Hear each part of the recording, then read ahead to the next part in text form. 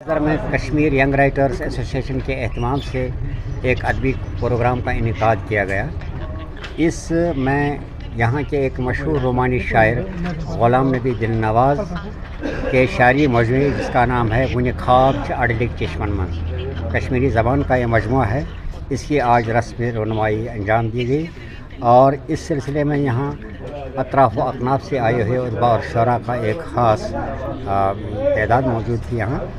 تو ڈاکٹر شبنم اشائی صاحبہ نے وہ تو مہمان خصوصی کی حیثیت سے، اس کے علاوہ کئی کالجوں سے آئے ہوئے پروفیسر صاحبان اور شعراء نے اس میں حصہ لیا.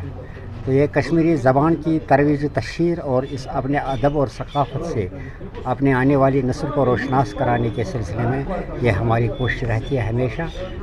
مشاعرے کرنا، کتابوں کی رسمی رونمائی، سیمینارز اور باقی چیزیں. یہاں ایک محفل موسیقی کا بھی اہتمام کیا گیا تھا. تو اس طرح سے یہ مجلس جو نہایت خوش اسلوبی کے ساتھ یہ انجام پائی.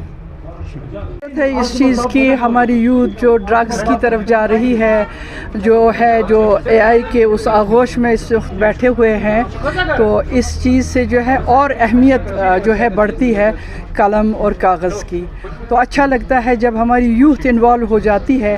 اس سے نہ صرف ہماری ثقافت، نہ صرف ہمارا ورثہ، نہ صرف ہماری تہذیب، نہ ہماری لینگویج، یہ سب کو جو ہے ایک اس پلیٹ فارم پہ لا رہی ہے. ایسی چیزیں، ایسے جتنے بھی فنکشنز ہوتے ہیں، یہ ایک پلیٹ فارم ملتا ہے جہاں ہماری ثقافت کے آگے چلنے کا، ہماری لینگویج کو زندہ رکھنے کے لیے ایک پہل ہو جاتی ہے. یہ میڈیا کے وسادت ونان یہ کہ پنن گرن مز پریو کوشر، پرنیو کوشر، ہیچنیو کوشر، تاکہ زبان روز زندہ تو سون کلچر روز زندہ. باقی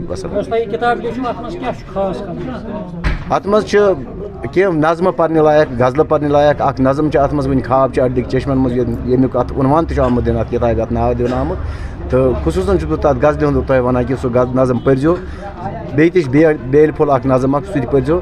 اصل میسیج تر مز تو بیٚیہِ ماحول تہ ات مز ایڈ کورمت، کیسا ماحولس مز گژھان میں نے وہ بھی ایڈ کیا. تو بہٕ چھُس تۄہہِ سارنٕے گزٲرِش کران تُہۍ پٔرِو یہِ کتاب تہٕ مےٚ دیٖزیو پنٕنۍ راے.